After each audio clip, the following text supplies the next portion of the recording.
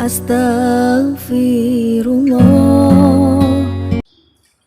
Assalamualaikum warahmatullahi wabarakatuh. Alhamdulillah wassalatu wassalamu ala Rasulillah wa ala alihi wa sahbihi wa mawala wa la hawla wa la quwwata illa billahi wa ba'd.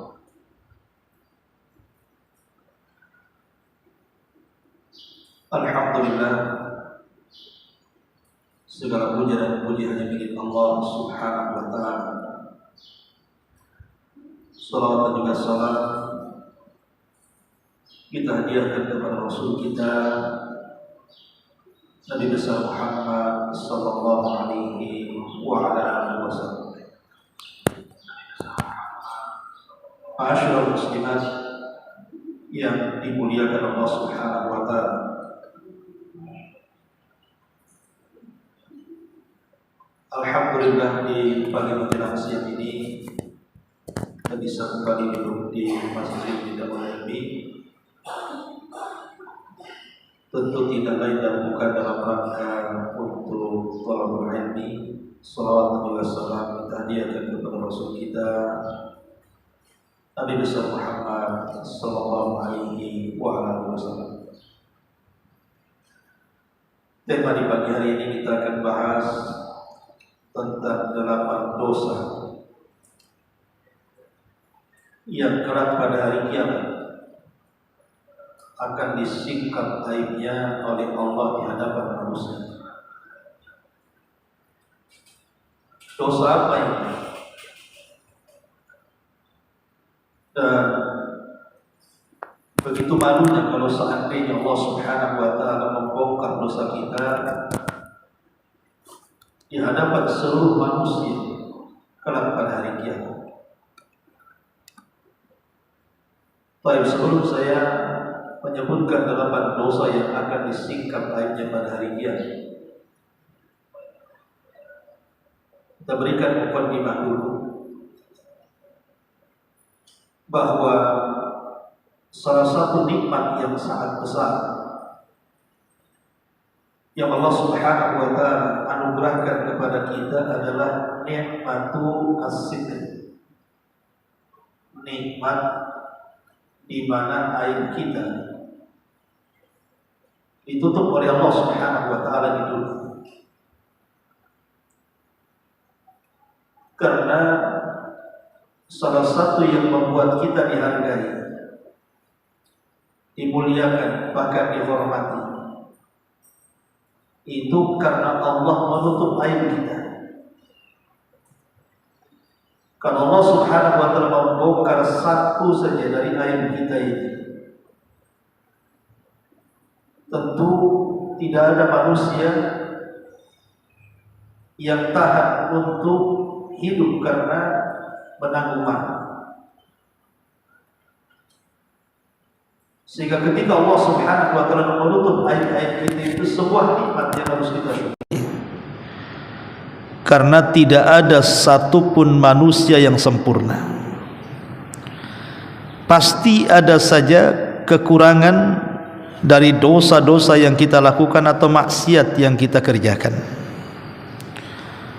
Tapi karena di antara nama dari nama-nama Allah Subhanahu wa ta'ala ada As-Sittir, Allah zat yang maha menutup aib, maka Allah Subhanahu wa ta'ala dengan kebaikan dan kemurahannya menutup aib-aib hambanya. Maka bersyukurlah kita kepada Allah, kita memiliki Rabb yang maha menutup aib-aib kita. Ma'asyiral muslimat yang dimuliakan Allah Azza wa Jalla, bisa kita bayangkan, Bu, kalau seandainya seseorang itu dalam hatinya hendak melakukan sebuah kejahatan, kemudian kejahatan itu disingkap oleh Allah Azza wa Jalla, tentu kita akan malu. Atau seseorang menanamkan dendam kepada saudaranya, kemudian ketahuan karena Allah singkap, Atau seandainya seseorang melakukan dosa tidak terang-terangan, sembunyi-sembunyi, tahu-tahu disingkap oleh Allah Subhanahu wa taala dosa-dosa itu di hadapan manusia. Atau kalau seandainya setiap dosa itu memiliki bau dan bisa bicara, siapa yang tahan hidup di dunia? Tetapi dengan nama Allah As-Sittir, bahwa Allah zat yang maha menutup aib inilah, sehingga terkadang dosa-dosa kita Allah tutupi untuk memberikan kesempatan kepada kita agar kita bertobat kepada Allah Subhanahu wa taala. Satu hari Nabi SAW memanggil Hazzal. Hazzal ini sahabat Nabi. Dia tuan daripada Maiz, seorang budak yang dimerdekakan, yang berzinah dengan seorang budak wanita lainnya. Kemudian oleh Hazzal ini diperintahkan Maiz ini agar terus terang perbuatan zinahnya kepada Nabi. Akhirnya oleh Nabi SAW ketika itu disuruh pulang. Ketika Maiz mengatakan, "Ya Rasulullah, inni zanaitu fatahhirni." Rasul, aku berzina, bersihkan aku. Kata Rasul, sudah pulang saja. Mungkin kau hanya meraba-raba, meluk-meluk, kau tidak berzina. Rasul memberikan kesempatan untuk bertobat, dan Rasul ingin menutup aibnya. Tapi karena Maiz ini terus-terusan memaksa, dia minta dirajam karena dia sudah menikah. Akhirnya si Maiz pun dirajam. Saat dirajam dia kesakitan, kemudian lari, kemudian dikejar sampai akhirnya ketangkap, kemudian diikat, kemudian dilempari batu sampai mati. Kabar ini datang kepada Rasul, dan Rasul mengatakan kepada para sahabat, kenapa kau tidak biarkan Maiz lari? Kenapa kalian kejar? Kemudian Nabi memanggil Hazzal yang merupakan orang tua angkat dari Maiz dan mengatakan, halla satartahu ya Hazzal, kenapa kau tidak tutup aibnya? Kenapa kau suruh dia melapor kepada aku? Begitulah Islam, Bu, mengajarkan kepada kita tidak boleh membongkar aib orang lain. Sebisa mungkin aib orang itu kita tutup, karena siapapun yang membongkar aib manusia, Allah akan bongkar nanti pada hari kiamat masalahnya. Kata Nabi SAW, man satara musliman satarahullahu yaumal qiyamah. Barang siapa yang menutup aib seorang muslim, Allah akan tutup aibnya pada hari kiamat. Ma'asyiral muslimat yang dimuliakan Allah Azza wa Jalla, maka sebagaimana Allah menutup aib hamba-hambanya, maka kita pun sama harus menutup saudara-saudara kita dari aib-aibnya. Karena betapa banyak di antara kita ini, Bu, kalau kita lagi marah dengan orang dalam satu masalah,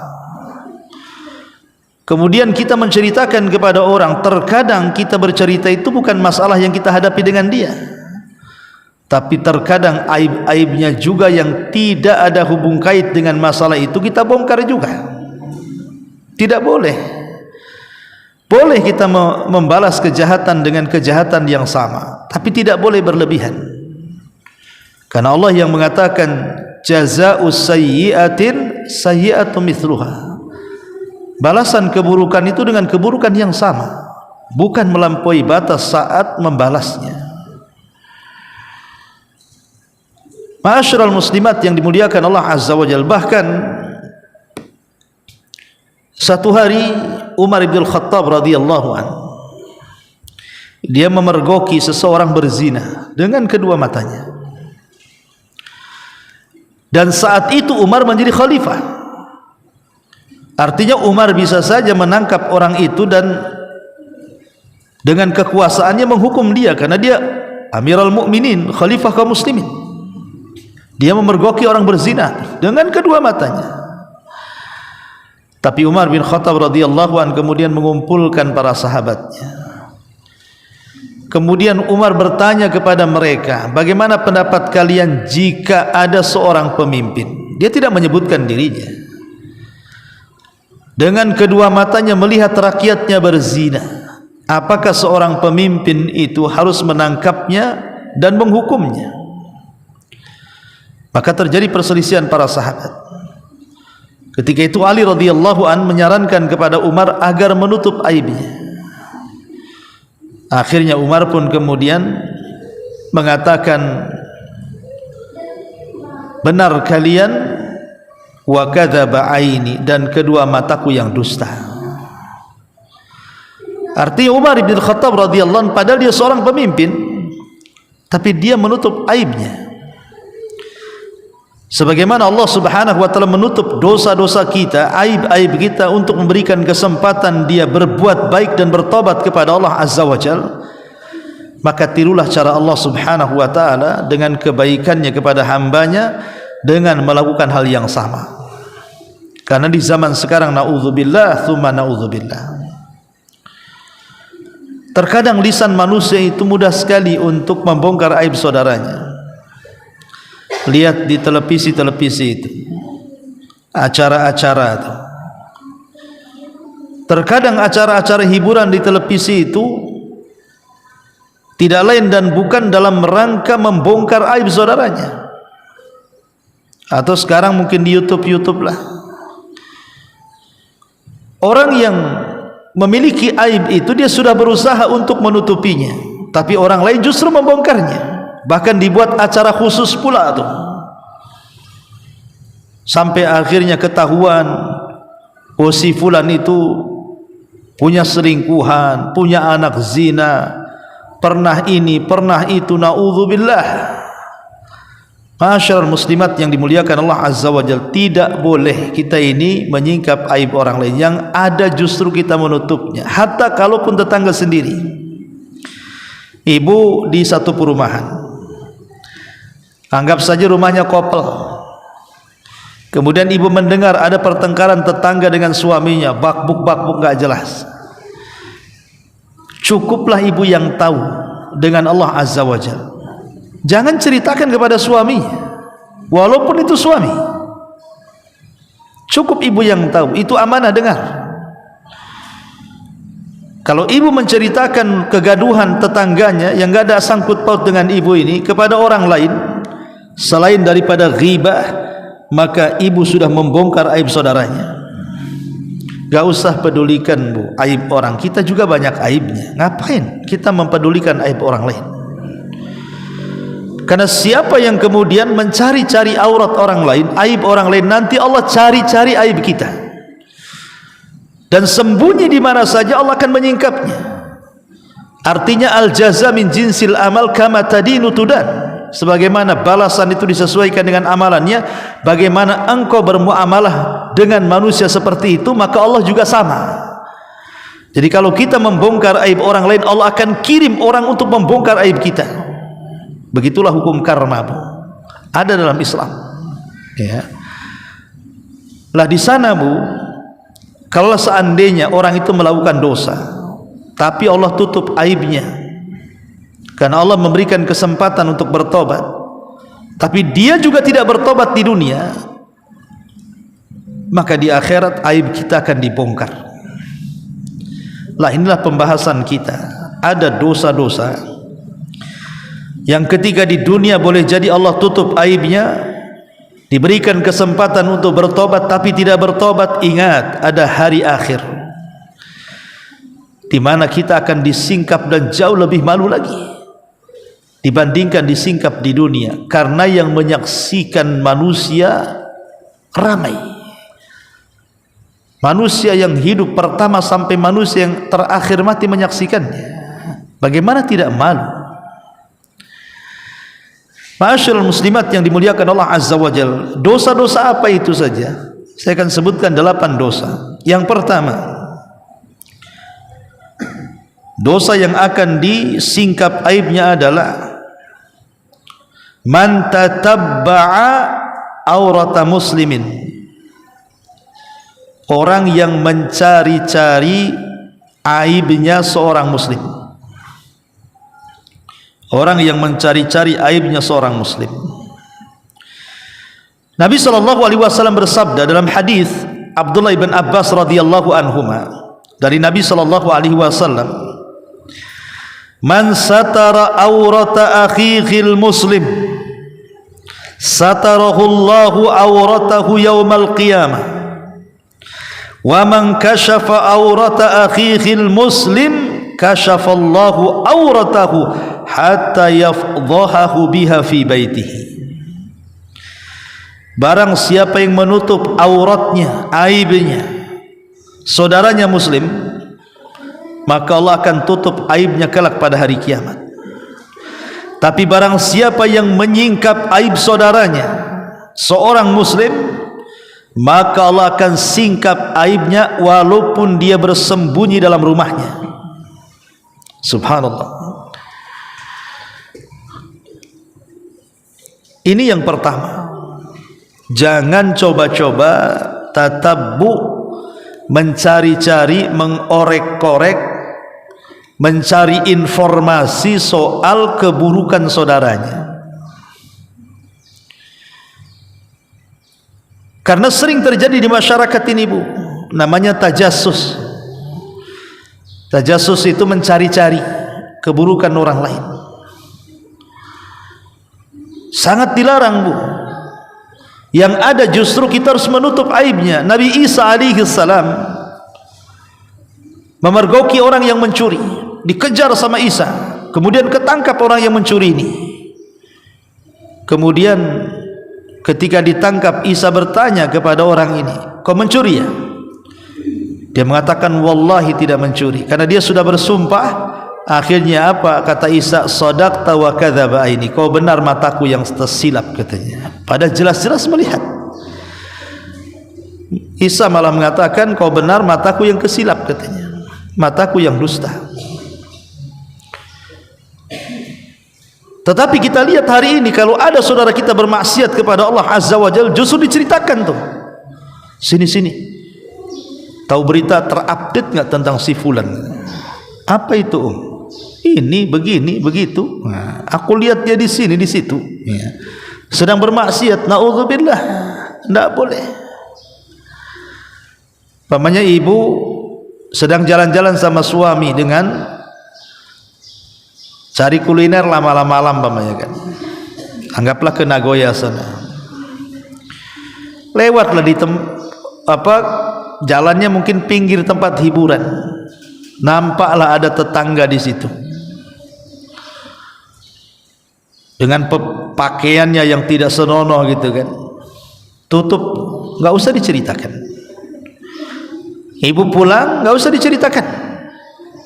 Jangan ngerumpi dengan tetangga. Oh, baru tahu si Anu itu rupanya kerjanya gitu, katanya. Nggak boleh, Bu. Siapa tahu dia bertobat di akhir hayatnya, ibu pula kena maksiat, dia pula diterima taubatnya, ibu pula tak sempat bertobat. Apa masalah nanti di hadapan Allah?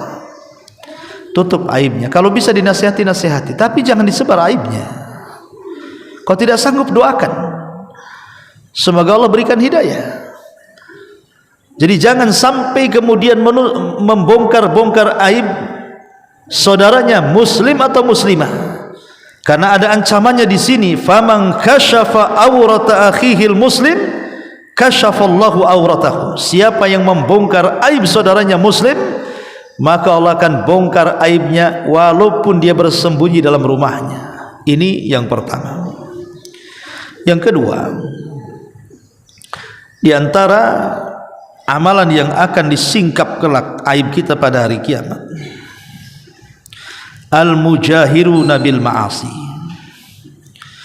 Al-mujahiruna bil ma'asi, orang yang menceritakan maksiat-maksiat yang dilakukannya padahal Allah sudah menutup aibnya. Nabi SAW mengatakan dalam sebuah hadis, kata Nabi SAW, kullu ummati mu'afan illal mujahirin. setiap umatku akan dimaafkan, akan diampuni, kecuali orang-orang mujahir. Sahabat bertanya, Rasul, apa mujahir itu?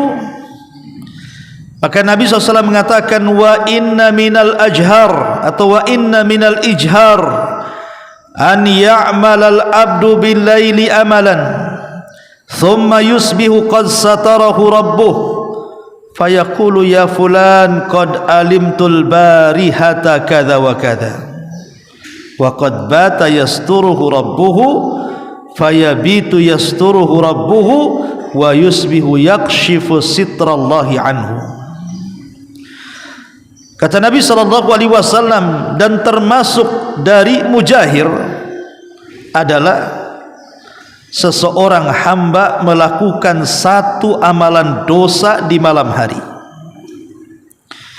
kemudian sampai di pagi hari Allah tutup aibnya, tidak ada yang tahu dia melakukan dosa di malam itu.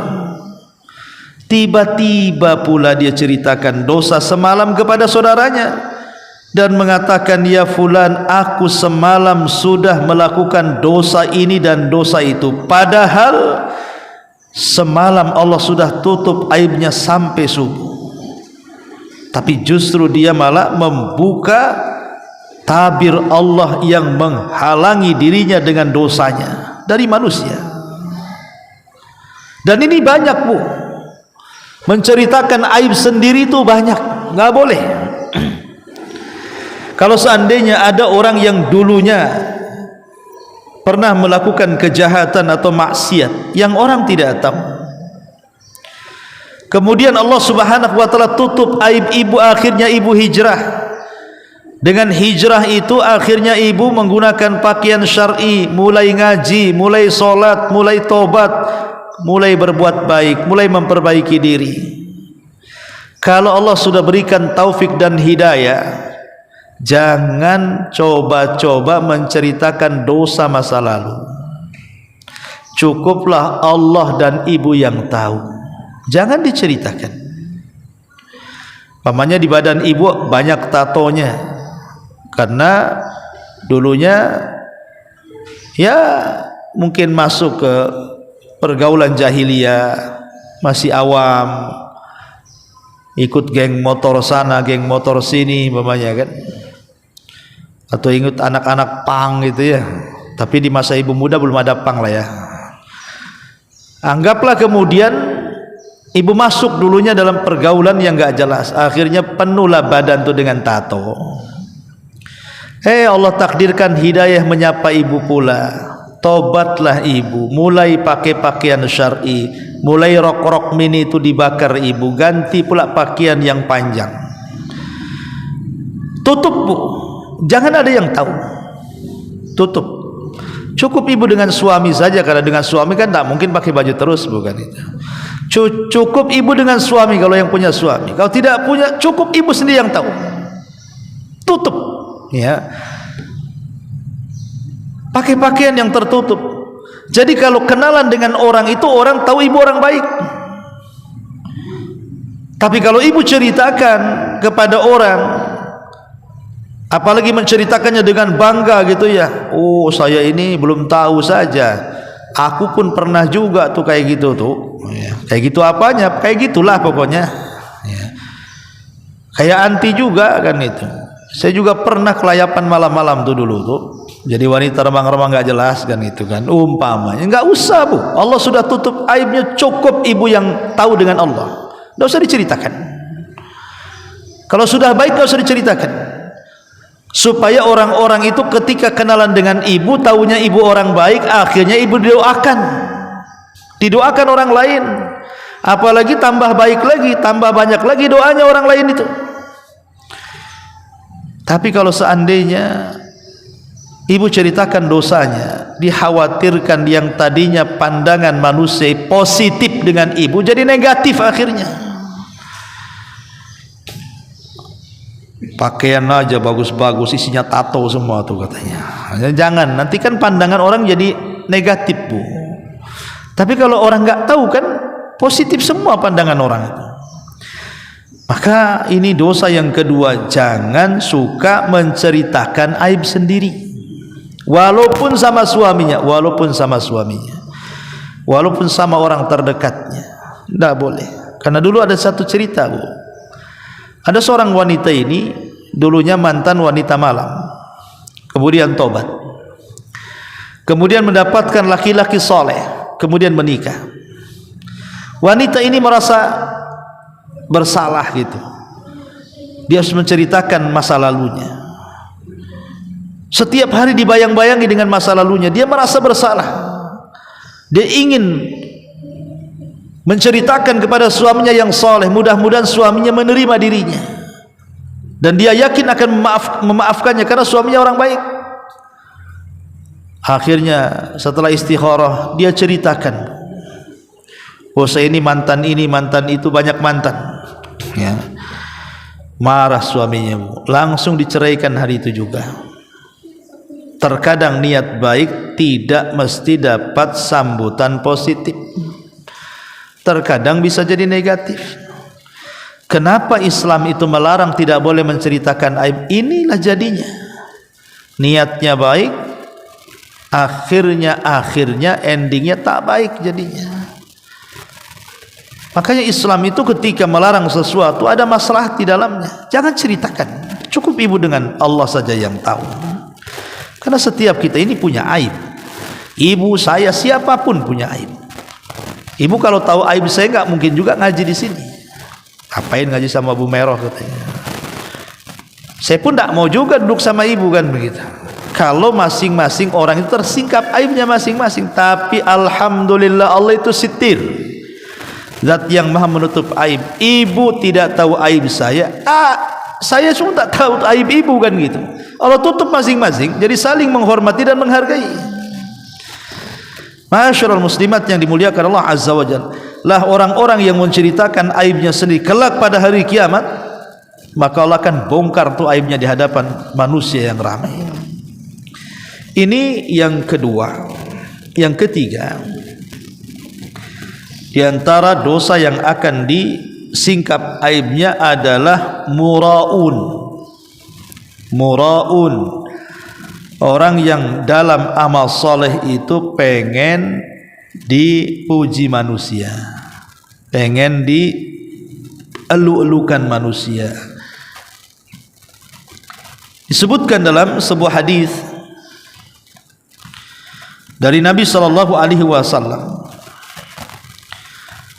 bahwa kelak pada hari kiamat ada orang-orang yang zahirnya mati syahid, zahirnya ahli sedekah, zahirnya ahli Quran.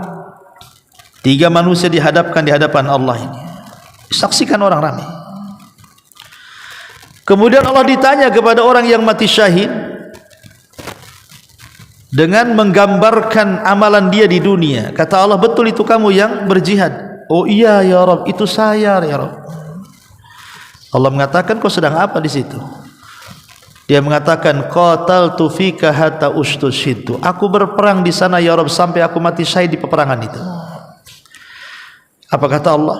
Kadzabta, dusta kamu. Engkau berperang di situ kan supaya manusia menganggap engkau ini pahlawan. Dan semua orang tahu. Ya. Maka Allah subhanahu wa ta'ala mengatakan kepada para malaikat, seret orang ini, masukkan ke neraka. Yang satu mengatakan orang ahli sedekah dipanggil, digambarkan bagaimana saat dia bersedekah di dunia. Allah katakan, betul itu kamu? Oh iya itu saya ya Rabb. Itu yang nyumbang masjid saya, yang nyumbang panti asuhan saya, yang menyumbang panti asuhan anak yatim saya, yang ini itu semua disebutkan sama dia. Kata Allah, ngapain di situ? Oh, tasaddaqtu fik, aku bersedekah untukmu ya Rabb. Allah mengatakan, kadzabta, dusta engkau. Engkau ini bersedekah supaya orang mengatakan engkau ini dermawan, bukan ikhlas. Maka Allah katakan kepada para malaikat, seret orang ini, masukkan ke neraka. Kemudian yang satu pakar Quran, kemudian digambarkan amalan-amalan dia di dunia dan Allah katakan, betul itu kamu? Kata dia, oh iya betul saya itu yang sedang ngasih pengajian itu saya, yang lagi ngajari Quran itu saya, itu yang lagi pentas kori itu saya. Kata Allah, ngapain kau di situ? Dia mengatakan, qara'tu fikal Quran, aku baca Quran untukmu loh ya Rabb. Maka Allah mengatakan, kadzabta, dusta, engkau membaca Quran itu supaya manusia mengatakan kau qari. Maka kemudian Allah mengatakan kepada para malaikat, seret orang ini, masukkan ke dalam jahannam. Lihat, orang-orang yang muraun, orang-orang yang ketika di dunia amalannya ingin dilihat manusia, Allah akan bongkar. Walaupun di dunia tidak ada yang tahu, seolah-olah ibu ikhlas, karena kan namanya riya itu kan penyakit hati itu. Hanya ibu saja yang tahu amalan ibu itu apakah lillah atau bukan karena Allah kan.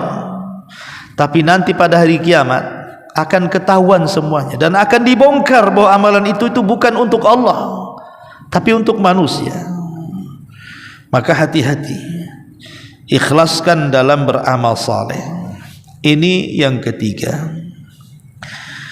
Kemudian yang keempat, al-mutakabbirun, orang-orang sombong. Nabi SAW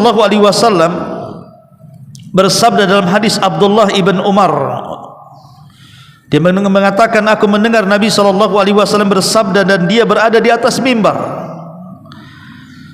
Kemudian dia mengatakan, ya'khudul jabbar samawati wal aradihi biyadi. Satu hari Allah akan menggenggam 7 lapis langit dan 7 lapis bumi di tangannya. Kemudian Allah Subhanahu wa taala akan katakan, anal jabbar, ainal jabbarun, sayalah zat yang maha sombong. Mana orang-orang yang congkak di dunia itu? Ainal mutakabbirun, di mana orang-orang yang sombong itu? Jadi Allah Subhanahu wa taala lah yang berhak sombong. Kita ini tidak berhak sombong. Sombong itu adalah ridanya Allah, selendangnya Allah. Kita ini tidak berhak sombong, karena sombong itu salah satu nama Allah Al-Jalal, yang agung. Kita tidak boleh menirunya, kita harus meniru kebalikannya. Kalau Allah sombong, kita tawadhu, karena siapapun yang menyombongkan diri di dunia, Allah akan jatuhkan dia di hadapannya. Siapapun yang rendah diri di dunia, Allah angkat derajat dia di hadapannya. Man tawadha'a lillah rafa'ahullah. Siapa yang tawadhu karena Allah, Allah angkat derajatnya. Tapi siapa yang sombong, maka Allah Subhanahu wa taala akan hinakan derajatnya. Dan orang-orang yang sombong nanti pada hari kiamat itu akan ditampakkan tuh, akan dihinakan. Kata Nabi SAW ketika menggambarkan orang-orang yang sombong itu, yuhsyarul mutakabbiruna yaumal qiyamati amsaladzar. Nanti pada hari kiamat orang-orang yang sombong itu akan dikumpulkan seperti seekor semut kecil, fi suratir rijal, dalam bentuk manusia, yaghsyahumudzul, di mana diliputi kehinaan kepada mereka, min kulli makan, dari semua tempat, fayusaquna ila sijni fi jahannam, mereka pun digiring ke penjara dalam jahannam, yusamma bulas, penjara itu namanya bulas, ta'luhum nar, di mana atasnya penuh dengan api, yusqauna min usarati ahlin nar, dan minumannya adalah nanah dan darah penduduk neraka. Naudzubillah. Lihat bagaimana orang-orang yang sombong di dunia merasa besar, Allah kecilkan nanti pada hari kiamat itu seperti seekor semut dalam bentuk badan manusia, terseok-seok karena takut diinjak orang-orang besar. Naudzubillah. Sekarang lihat, namanya sombong itu, naudzubillah ya, kita saksikan di media-media itu orang-orang yang sombong itu, sombong dengan kekayaan. Tahu nggak, aku rumahnya banyak loh, rumahku ada 10, satu di sini, satu di situ, satu di sini, satu di sini, disebutkan tuh. Siapa kamu ini, katanya. Sombong.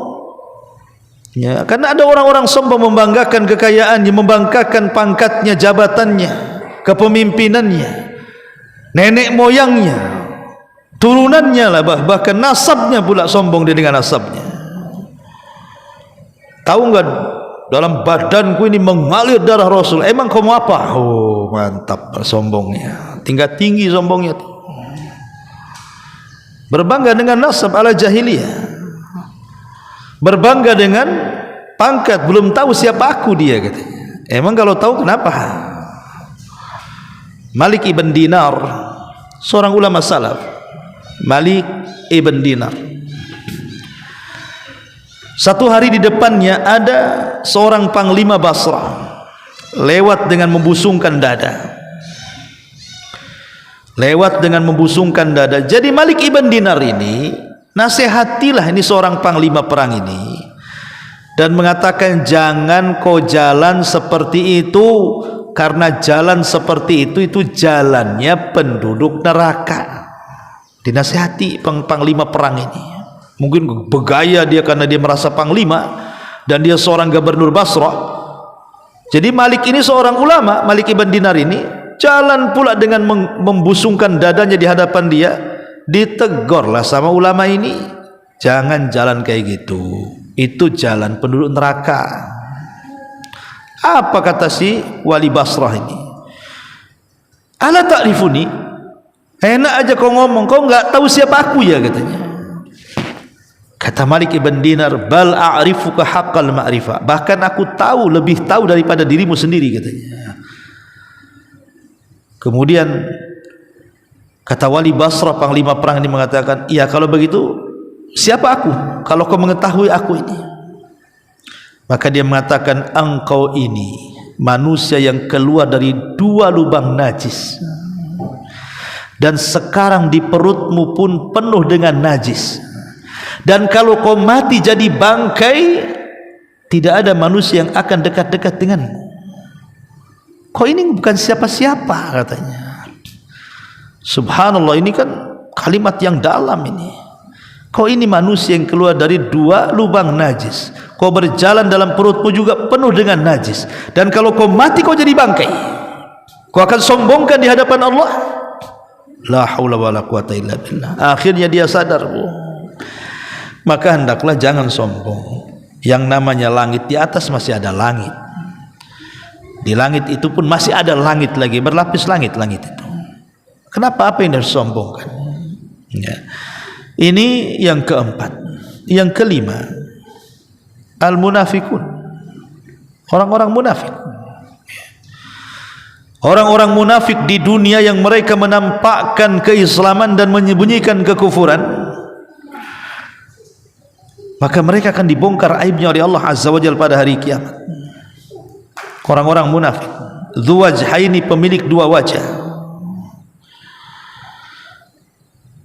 Kemudian juga yang nomor 6, al-ghudur, berkhianat, para pengkhianat.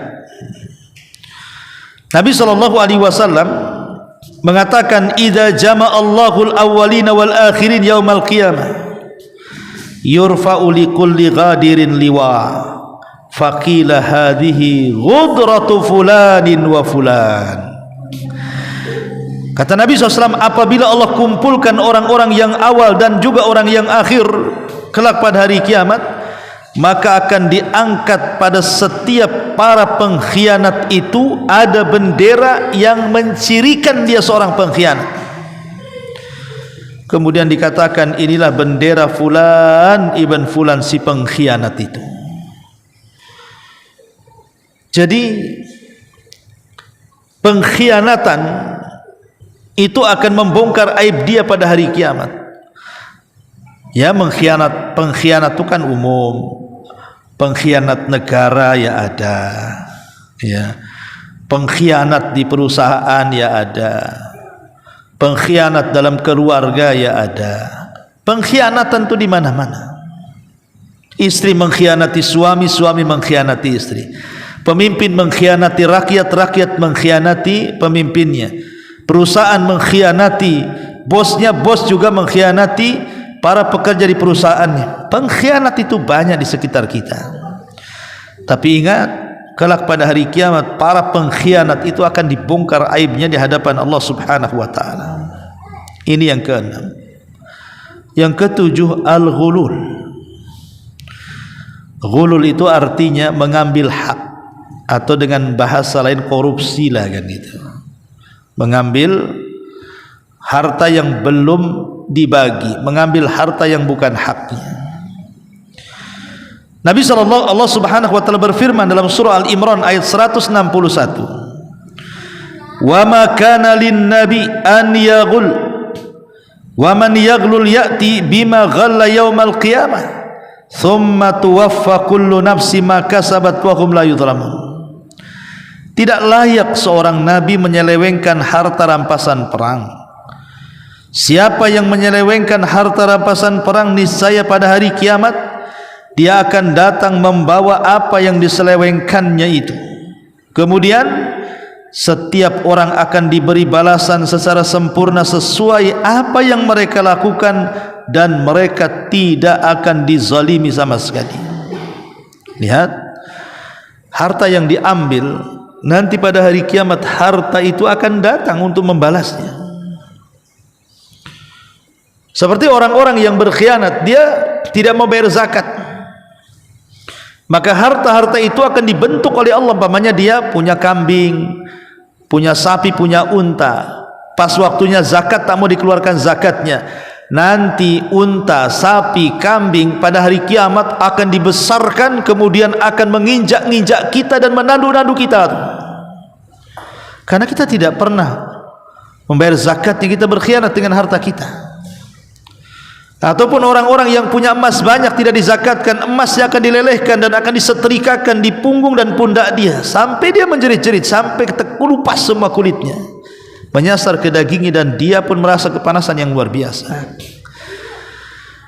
Jadi orang-orang yang kemudian menyelewengkan, mengambil harta yang bukan haknya, dan sekarang ma'ruf ya, yang namanya korupsi di negeri ini luar biasa.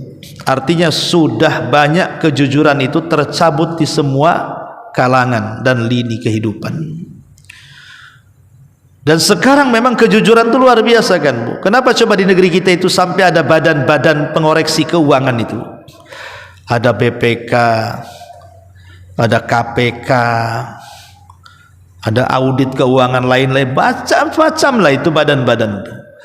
Menunjukkan ketika dibentuk badan-badan seperti itu, artinya krisis kejujuran sudah nggak ada tuh. Kejujuran dah hilang, krisis sekarang ini. Makanya dibentuk badan-badan seperti itu tuh. Buat apa dibentuk badan itu kalau memang orangnya jujur-jujur? Berarti ya tadi, karena sudah mulai ghulul, ya, mengambil hak yang bukan haknya. Ini pada hari kiamat nanti akan dibongkar aibnya di hadapan Allah Subhanahu wa taala.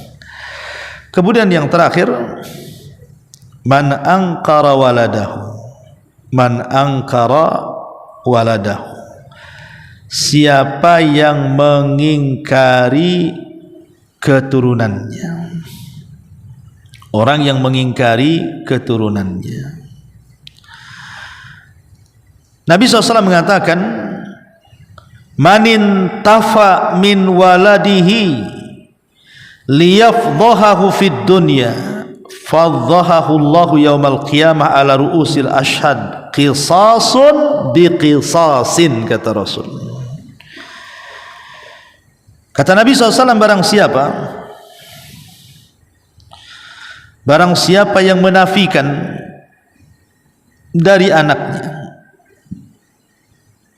untuk mempermalukan dia di dunia, maka Allah akan bongkar aibnya pada hari kiamat di depan manusia banyak sebagai qisas, balas qisas. Di dunia tidak mengakui keturunannya, maka di akhirat akan dibongkar. Maka jangan sampai kemudian kita mengingkari. Kalau itu anak kita, kita katakan anak kita. Itu orang tua kita, kita katakan itu orang tua kita. Kadang zaman dulu kan ada kisah-kisah kan Bu, mungkin anaknya ngerantau ke Batam, toto sukses jadi orang kaya, orang tuanya masih di desa, masih miskin. Kemudian dicari orang tuanya sampai ke Batam, kata anak, itu bukan orang tua saya, katanya. Malu. Zaman dulu kan gitu ya. Zaman sekarang nggak tahu ya, nggak, lebih parah lagi. Atau tidak mengakui anaknya. Ibunya cantik putih, sekali yang keluar hitam anaknya itu. udah hitam cacat pula.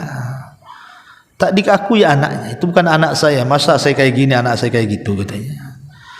Nggak boleh ya, karena ini bagaimanapun yang namanya anak itu hadiah terbaik dari Allah. Terkadang anak yang cacat bagi orang tuanya itu membawa pahala dia sepanjang masanya, karena dia harus sabar merawat anaknya. Nanti pada hari kiamat anaknya akan sehat, anaknya akan cantik, anaknya akan tampan. Di dunia saja memang seperti itu. Terkadang Allah pilihkan kehidupan dia seperti itu untuk kebaikan dia. Berapalah lama orang tinggal di dunia itu merawat anak yang seperti itu, dengan kehidupan akhirat yang panjang dan abadi dan selama-lamanya. Boleh jadi itu sebuah hikmah dari Allah, supaya Allah angkat derajatnya, diberikan keturunan terkadang cacat ataupun tidak sesuai dengan selera orang tuanya. Itu ujian. Anak itu kan bisa jadi ujian, bisa jadi musuh, bisa jadi kebanggaan, atau boleh jadi mungkin kesenangan dunia akhirat. Kita tidak tahu anak kita ini masuk ke yang mana. Tapi yang jelas bahwa bersyukurlah kepada Allah kalau masih diberikan keturunan. Boleh jadi dengan sebab itulah tangga menuju surga Allah Subhanahu wa taala. Wallahu a'lam bishawab. Ini yang bisa saya sampaikan sebelum saya tutup. Silakan kalau ada yang mau bertanya.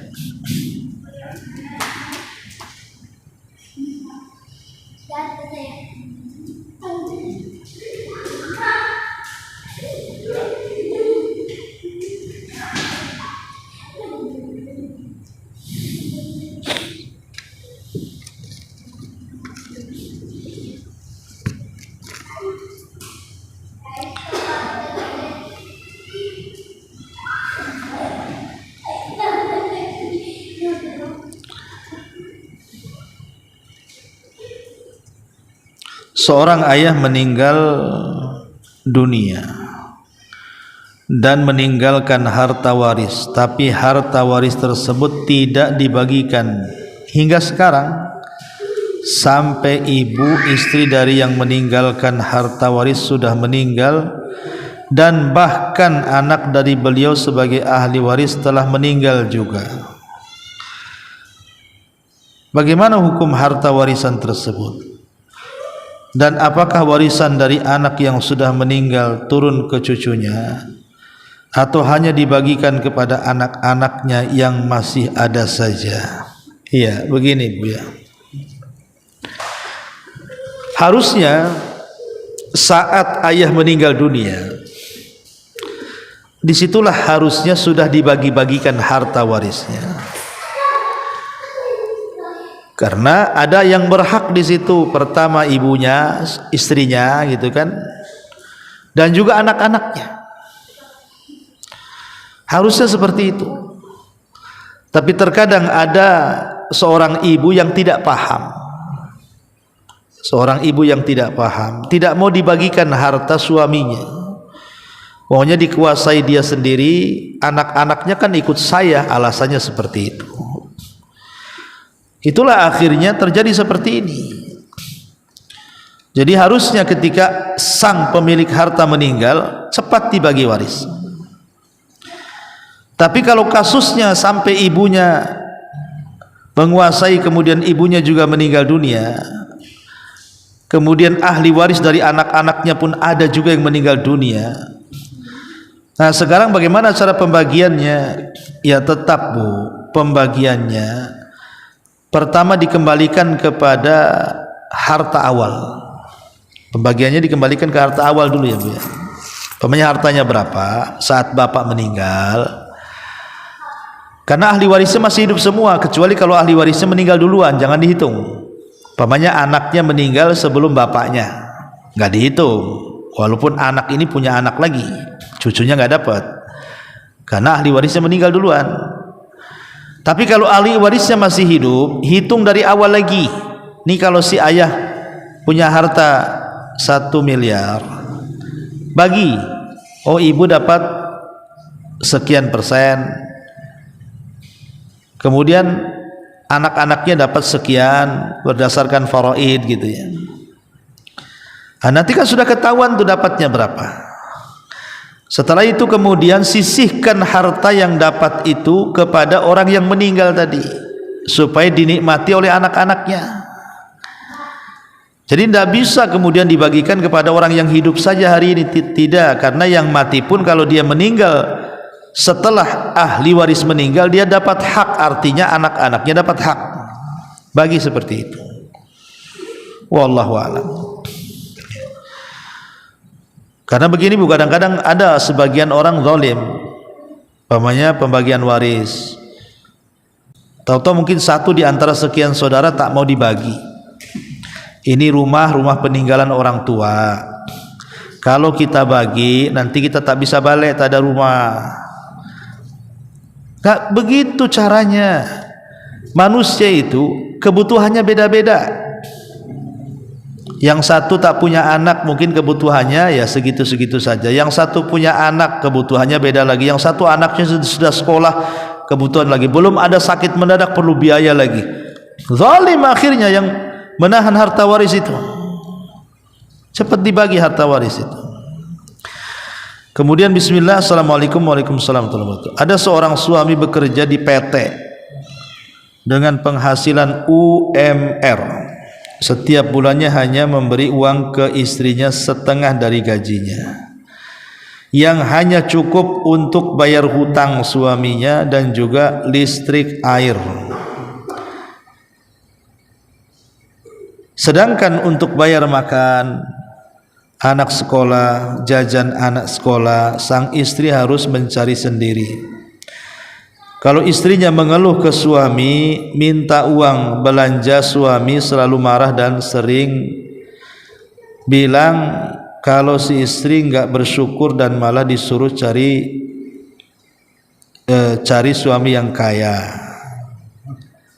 Ya udah Bu, cari suami yang kaya. Tapi tak ada pula yang kaya tuh ya. Nanti kaya suaminya yang lama, bukan kaya harta. Ya, ini sebenarnya salah suami, nggak boleh kayak gini. Dia gaji UMR itu kan pemerintah loh, kalau sudah menetapkan UMR itu kan sesuai dengan kebutuhan. Pemerintah paham gaji sekian itu sebenarnya cukup sebenarnya. Yang menjadi tidak cukup itu kadang-kadang kebutuhan yang berlebihan. Karena pengen ini, pengen itu, pengen itu, akhirnya kredit ini, kredit itu, utang sana, utang itu yang jadi masalah. Kalau hidup qanaah ya, apa adanya, insya Allah cukup lah uang UMR, kan hampir 4 jutaan juga tuh kan, sebulan cukup lah tuh. Tapi suami juga tidak bisa membatasi separuh untuk dia, separuh untuk istrinya, tidak bisa juga. Karena hajat keluarga itu tidak bisa dipatok dengan angka. Pamannya per bulan 2 juta tidak bisa. Karena namanya kebutuhan itu naik turun, kadang sakit lebih, kadang sehat kurang, kadang kebutuhan anak lebih, kadang kebutuhan anak kurang. Tidak bisa main patok-patok kayak gitu. Dan salah kalau seandainya si suami memerintahkan istrinya untuk bekerja. Kalau suami mengatakan kau tidak bersyukur, ya, justru kita katakan kok tak sabar, menyuruh aku bersyukur kok tak sabar gitu. Jadi salah suami yang seperti ini, dia salah paham. Kewajiban seorang istri ya, kewajiban seorang suami itu ada nafkah wajib. Nafkah wajib itu ada 5. Kalau tidak dilakukan berdosa tuh si suami itu. 5 nih. Pertama, ngasih tempat tinggal. Walaupun kontrak jadilah, yang penting ada yang ditinggali di situ. Tapi layak. Jangan pula digubuk-gubuk, derita kan itu. Ya betul-betul yang layak dihuni, walaupun kontrak. Yang kedua, makan. Makan, minum. Itu kewajiban dia. Ngasih makan, ngasih minum. Istri tidak perlu kemana-mana. Udah ada yang ngasih makan dan ngasih minum. Itulah tugas suaminya. Kemudian yang ketiga, pakaian. Pakaian itu tugas suami. Pakaian itu tugas suami. Kemudian yang keempat, kesehatan. Kalau istri sakit, obati. Anak sakit, obati. Ya. Kemudian yang kelima, pendidikan. Sekolah suami yang biayai. Istri tidak perlu. Itu 5 kewajiban tuh, tidak bisa tidak tuh. Kalau 5 ini tidak dilakukan oleh seorang suami, berdosa dia. Ya. Jadi sekali lagi saya ulangi, yang pertama tempat tinggal, yang kedua makan dan minuman, yang ketiga pakaian, yang keempat obat-obatan, dan yang kelima tanggung jawab pendidikan. Anak ini sekolahkan sana sini itu kewajiban laki-laki, bukan kewajiban perempuan. Kalau tidak lakukan zalim tuh. Apalagi nyuruh istri-istrinya kerja, kemana kerja? Istri itu bukan diciptakan untuk bekerja. Nanti istri sudah kerja, lebih besar pula gajinya, ngelonjak dia baru tahu. Dan banyak tuh yang kayak gitu tuh. Istrinya lebih besar gajinya. Akhirnya apa? Nantang deh istrinya, kan lebih gede gajinya. Walaupun diceraikan, terserahlah bang, aku udah bisa hidup sendiri gitu. Nah ini kan dia tidak tahu hikmahnya. Makanya ya harus sama-sama bersyukurlah suami istri ini ya. Wallahu a'lam. Ya. Cukup subhanaka bihamdika asyhadu an la ilaha illa anta astaghfiruka wa atubu ilaik. Allahu ta'ala alam. Assalamualaikum warahmatullahi wabarakatuh.